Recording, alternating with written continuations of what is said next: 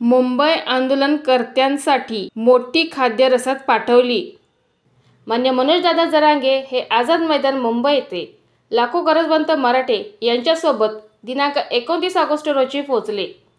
सोबत मराठे सायकलवरून बैलगाडी, ट्रॅक्टर अशा तऱ्हेने मान्य मनोजदादा यांच्यासोबत मराठा मावळे मुंबई येथे आले आहेत.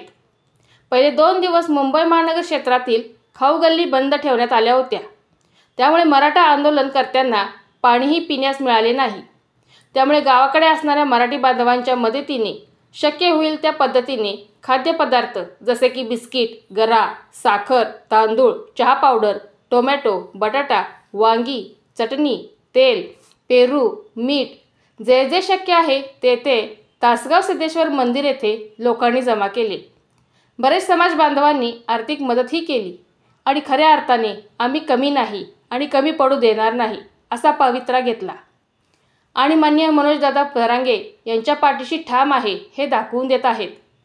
मदतीसाठी केवळ मराठाच नाही तर तासगाव तालुक्यातील 12 बलुतेदार कमी पडले नाहीत. तासगावच्या मुस्लिम बंधूंनीही मराठा समाज बांधवांना एक हात मदतीचा देत आम्ही पण सोबत आहोत असा संदेश दिला.